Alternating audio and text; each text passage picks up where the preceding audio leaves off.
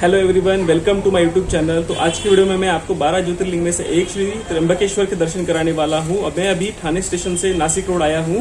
तुलसी express से मेरी journey start हुई थी। सुबह 6:20 को मैंने ठाणे से ये जर्नी स्टार्ट की थी और सुबह 9 बजे हम नासिक रोड पे आए हैं। और नासिक रोड के सिटी बस स्टैंड के पास में आया हूँ और सिटी बस में बैठा हूँ। ये डायरेक्टली त्र्यंबकेश्वर जाने वाली है। 50 किलोमीटर का डिस्टेंस है जो हमें कवर करना है। तो सारी इन्फॉर्मेशन ये व्लॉग में आपको बताने वाला हूँ कि मैं कहाँ से आया था, हमारी एक्सप्रेस की जर्नी में दिखाऊंगा। नासिक रोड से हम जर्नी स्टार्ट करेंगे, उसके बाद त्र्यंबकेश्वर जाएंगे, दर्शन वगैरह, वहाँ के रूल्स, वहाँ का इन्वायरमेंट और सारा हम अभी इन्फॉर्मेशन देखेंगे। तो बने रहेगा मेरे साथ। लेकिन अगर आपने मेरे चैनल को सब्सक्राइब नहीं किया है तो सब्सक्राइब भी जरूर कीजिए। और चलो इस वीडियो को भी स्टार्ट करते हैं। त्र्यंबकेश्वर की मेरी जर्नी ठाणे स्टेशन से स्टार्ट होती है सुबह 6:20 को तुलसी एक्सप्रेस में, जो जाती है LTT से लेके प्रयागराज तक। और ये ट्रेन सुबह 9:15 के आसपास आपको नासिक रोड पे लेके जाती है।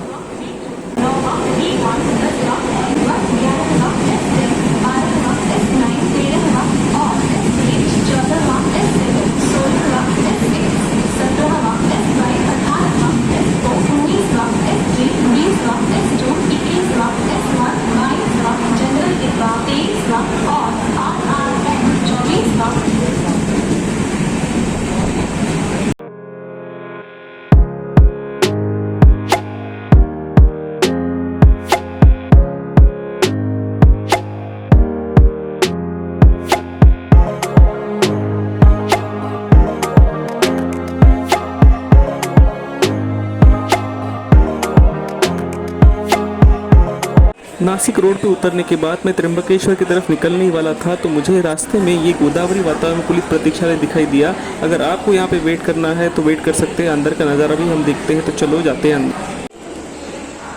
ये AC वेटिंग हॉल है, अंदर जाते हैं हम और मैं आपको चार्जेस भी दिखाता हूँ। तो आप यहाँ पे वेट कर सकते हैं। अंदर फैसिलिटी भी क्या क्या है वो भी देखते हैं। आवरली बेसिस पे यहाँ पे चार्जेस है, आप चार्जेस भी देख लीजिए और एक्स्ट्रा फैसिलिटीज़ भी है। और अगर अंदर का नज़ारा देखें तो काफ़ी क्लीन एंड वेल मेंटेन भी है।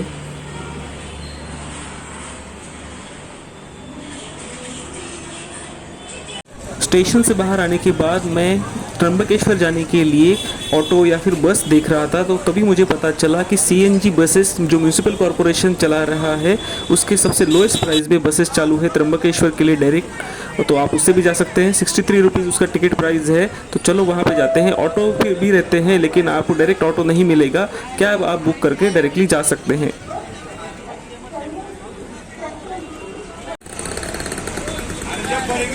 दोस्तों, मुझे त्र्यंबकेश्वर के लिए डायरेक्ट अभी बस मिल गई है। सिटी बस है म्यूनिसिपल कॉरपोरेशन की। तो चलो इससे निकलते हैं। पहले नहीं थी शायद, पहले CBS जाना पड़ता था, लेकिन अभी नई जो बस आई है वहाँ से डायरेक्ट त्र्यंबकेश्वर जाती है।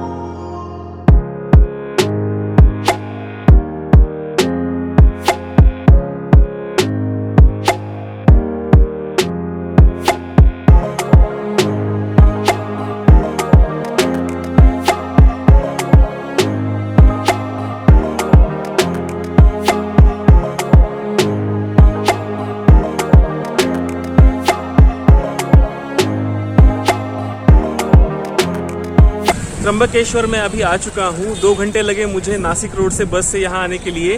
म्यूनिसिपल कॉरपोरेशन की बस थी तो ज़्यादा स्टॉप लेके वो आई है और बहुत जगह पे रुकी है।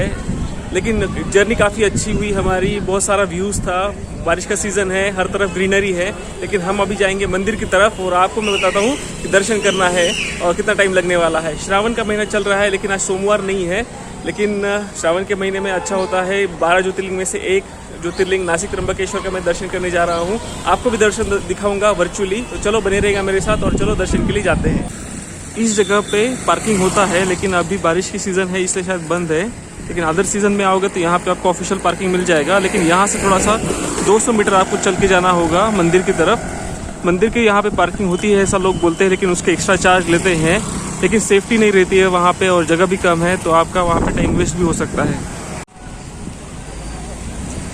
यहाँ एक होटल सह्याद्री भी है, देखते हैं अंदर कैसा है, या ऑनलाइन बुकिंग वगैरह कैसे करना है या फिर ऑफलाइन ही है, तो मैं आपको बताता हूँ। चलो अंदर जाके एक बार इंक्वायरी करते हैं। ये रिसेप्शन का एरिया है और यहाँ पे आके आप चेक इन कर सकते हैं। ऑनलाइन बुकिंग का प्रोविज़न नहीं है, आपको ऑफलाइन बुकिंग ही करना होगा। यहाँ पे नंबर है, आप बुकिंग कर सकते हैं। 1300 रुपीज़ डबल बेड का चार्जेस है यहाँ पे। AC रूम है, yes, in case you can contact. Okay, 1300 non AC का है। AC रूम का 2000 रुपीज़ है। इन केस अगर आपको चाहिए तो आप यहाँ पे इंक्वायरी कर सकते हैं। तो हमने अभी इंक्वायरी की है होटल सह्याद्री की। यहाँ पे जहाँ पे पार्किंग है वहाँ से आप वॉकिंग डिस्टेंस से भी आ सकते हैं। होटल का भी पार्किंग है, शायद अभी नया नया बना है, लास्ट ईयर नहीं था। बाहर से अच्छा दिख रहा है। रूम में अंदर नहीं जा पाया क्योंकि सारे गेस्ट वहाँ पे रूम में थे, एक भी रूम खाली नहीं था। तो अगर आप आते हो तो मुझे कमेंट बॉक्स में ज़रूर बताइए कि इसका ओवरऑल रेटिंग कैसा है। ये bus stand Maharashtra road transport का है और यहाँ से MSRTC की बस निकलती है, आप यहाँ से भी जा सकते हैं। कैब्स भी होती है, अगर आपकी प्राइवेट व्हीकल नहीं है तो ये पब्लिक ट्रांसपोर्ट भी यूज़ कर सकते हैं आप। ये मोस्टली फास्टर है दैन द म्यूनिसिपल कॉरपोरेशन बस।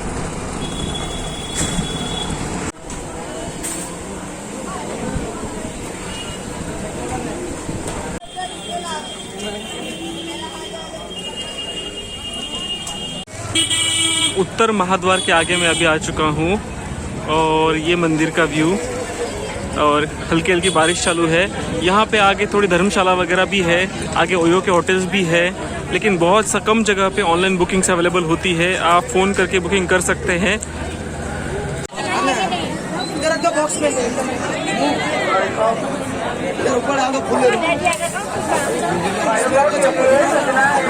यहाँ से सिर्फ एग्जिट ही है और 200 रुपीज़ का स्पेशल पास दर्शन लेके आप यहाँ से जा सकते हैं। और इसके आगे ही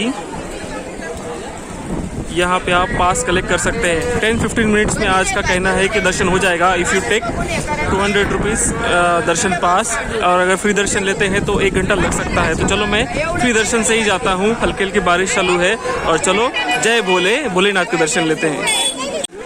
उत्तर द्वार के राइट हैंड साइड में ही ये चप्पल स्टैंड है, यहाँ पे फ्री में रख सकते हैं आप।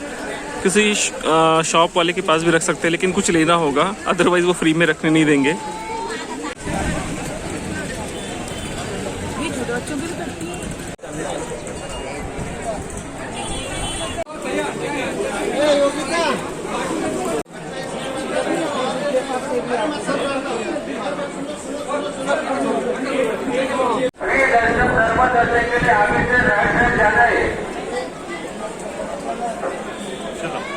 ₹200 दर्शन का पास ही मैंने लिया है क्योंकि बहुत रश है ऐसे कहना है। फ्री स्टैंड पे मैं चप्पल रखने गया था तो वहाँ पे कहा कि फ्री दर्शन को बहुत टाइम लग सकता है। 5 ब्लॉक है जो फुल भरे हुए हैं और आप देखिए जो पेड दर्शन है 200 का ही बहुत सारा रश है। तो मैं आपको बताता हूँ कि मुझे कितना टाइम लगने वाला है। मोबाइल वगैरह सब अलाउड है यहाँ पे अंदर लेके आना, लेकिन अंदर जो है वीडियोग्राफी शायद अलाउड नहीं रहेगा। तो मैं आपसे मुलाकात करता हूँ मेरे दर्शन होने के बाद।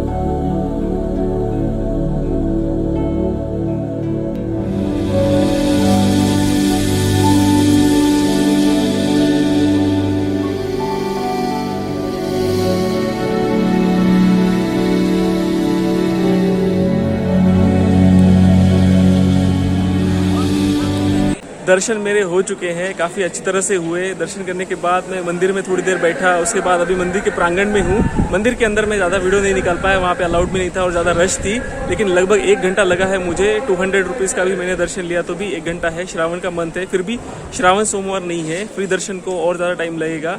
लेकिन अगर आप दर्शन के लिए आते हो तो यहाँ पे इंक्वायरी कर सकते हो, या फिर जिनका दर्शन होता है वो बेटर रहेगा, उनसे पूछ लीजिए कितना समय लग रहा है, और उसके अकॉर्डिंग आप फिर फ्री दर्शन या फिर पेड दर्शन ले सकते हैं और भोजन का भी लाभ ले सकते हैं। मेरे अभी भोजन बाकी है, तो मैं अभी दर्शन करने के बाद भोजन के लिए जाने वाला हूँ बाहर। देखते हैं क्या क्या अवेलेबल है और क्या क्या आप प्रसाद वगैरह भी ले सकते हैं। जो भक्त नासिक दर्शन के साथ साथ कोई पूजा के लिए आते हैं तो अंदर पुजारी बैठे हुए रहते हैं, वो उनसे आप इंक्वायरी कर सकते हैं कि कौन सी पूजा है। अभिषेक वगैरह होगा तो अंदर ही होता है, कोई अदर पूजा होगी तो उनके घर पे होती है। मैंने उनकी दक्षिणा वगैरह नहीं पूछी, लेकिन आप वैसे वहाँ पे पूछ सकते हैं या फिर इंक्वायरी कर सकते हैं। ट्रस्ट में कॉल कर सकते हैं, ट्रस्ट के नंबर वेबसाइट पे अवेलेबल है। लेकिन दर्शन मेरे काफ़ी अच्छी तरह से हुए, आप मिरर में भी देख सकते हैं, क्योंकि त्र्यंबकेश्वर जहाँ पे तीनों लोगों के देवता ब्रह्मा विष्णु महेश है, वो थोड़ी मूर्ति वो जो लिंग है वो थोड़ा नीचे है, बाकी लिंग की तरह नहीं है, बाकी जो शिवलिंग रहते हैं उनकी तरह नहीं है, क्योंकि ब्रह्मा विष्णु महेश साक्षात वहाँ पे है, तो वो थोड़ा नीचे है। अगर आप दर्शन हो जाते हैं तो आप ऊपर मिरर पे भी देख सकते हैं, वहाँ पे लोग भी बोलते हैं कि आप ऊपर देखिए, और वहाँ पे थोड़ी देर रुक भी सकते हैं।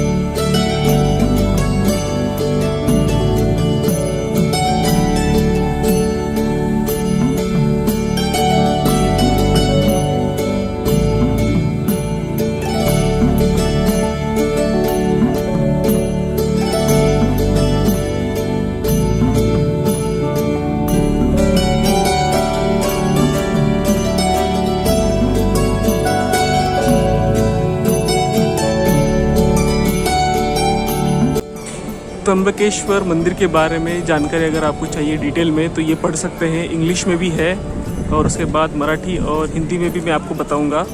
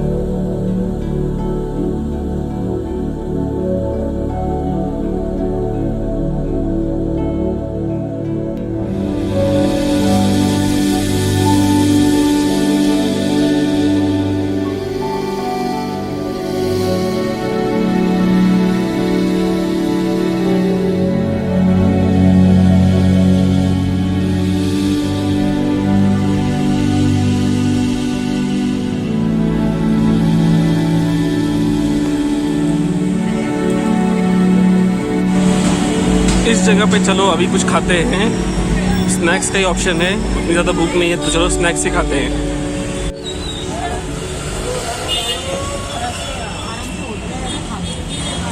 और कुछ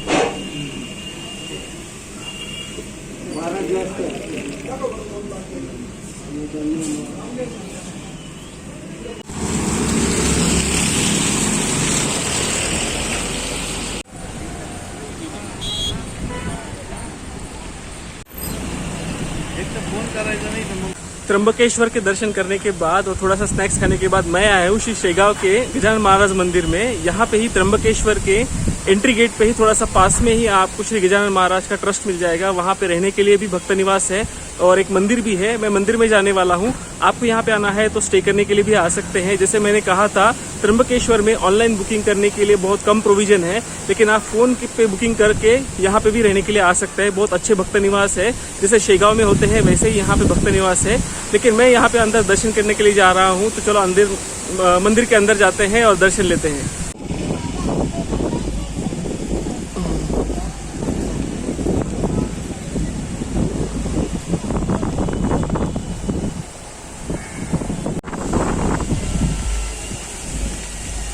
ये भक्त निवास है, यहाँ पे भी आप स्टे कर सकते हैं और इस साइड में मंदिर है। तो चलो मंदिर में जाते हैं।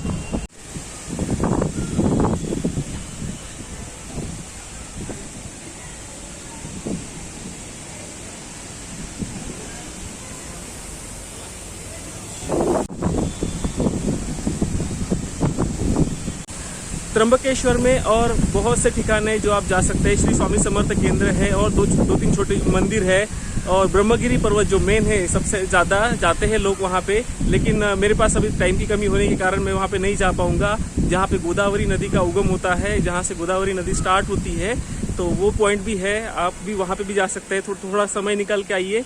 मेरे पास तो समय नहीं है। मैं जब भी आऊँगा तो ब्रह्मगिरी पर्वत का भी आपको एक छोटा सा व्लॉग बना के ज़रूर दिखाऊँगा।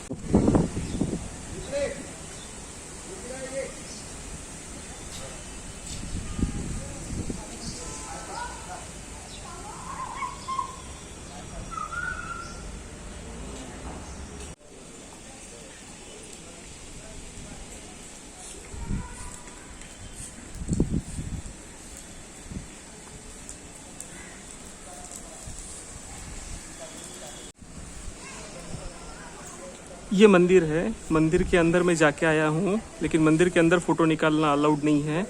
काफ़ी अच्छे दर्शन हुए श्री गजानन महाराज के। आप भी यहाँ पे त्र्यंबकेश्वर कभी आते हैं तो गजानन महाराज के भी दर्शन लेके जाइए। काफ़ी शांत वातावरण है यहाँ पे। मंदिर के राइट हैंड साइड वाले भाग में श्री गणपति की मूर्ति है, ब्रह्मदेव जी की मूर्ति है, उसके बाद श्री महादेव जी की मूर्ति है और श्री विष्णु जी की भी मूर्ति है।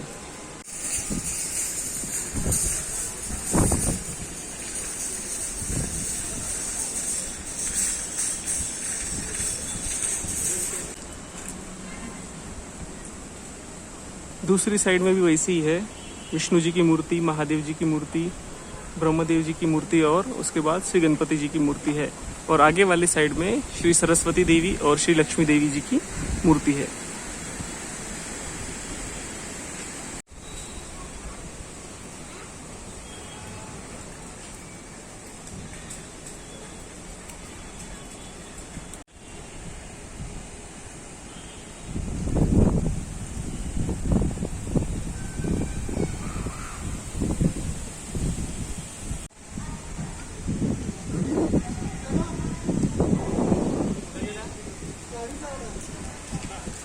कोई अगर आता है तो प्रसाद का भोग ले सकता है। रात के 10 बजे के बाद भी अगर आते हैं तो उनके लिए भी प्रसाद अवेलेबल होता है और उनका टाइम है रात के 10:30 बजे से रात के 12:30 बजे तक। श्री गजानन महाराज के भी दर्शन करके मैं आया हूँ।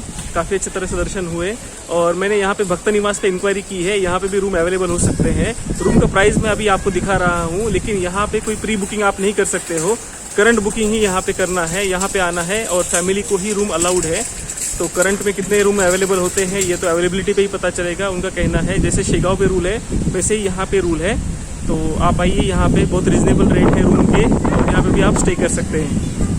तो चलो अभी समय है आपसे गुड बाय बोलने का और इस व्लॉग को यहीं पे एंड करने का। लेकिन आपको ये व्लॉग कैसा लगा मुझे कमेंट बॉक्स में जरूर बताइए। चैनल को सब्सक्राइब नहीं किया तो सब्सक्राइब जरूर कीजिए और बने रहेगा मेरे साथ ऐसे इंटरेस्टिंग इन्फॉर्मेटिव वीडियोस के लिए। अगर आप प्लान कर रहे हो श्री त्र्यंबकेश्वर के दर्शन के लिए आने का तो जरूर आइए और आपका एक्सपीरियंस भी मुझे कमेंट बॉक्स में शेयर कीजिए। और यहाँ पे आने के बाद श्री गजानन महाराज के भी दर्शन आप जरूर कीजिए। यहाँ पे भी आप रह भी सकते हैं, दूसरे भी भक्त निवास है, प्राइवेट होटल्स भी है। लेकिन अगर आप ब्रह्मगिरी पर्वत भी जा रहे हो तो वो भी आपका एक्सपीरियंस मुझे कमेंट बॉक्स में जरूर शेयर कीजिए। मैं भी ब्रह्मगिरी पर्वत का एक छोटा सा व्लॉग बाद में ज़रूर बनाऊंगा, तो उसके लिए भी बने रहेगा मेरे साथ।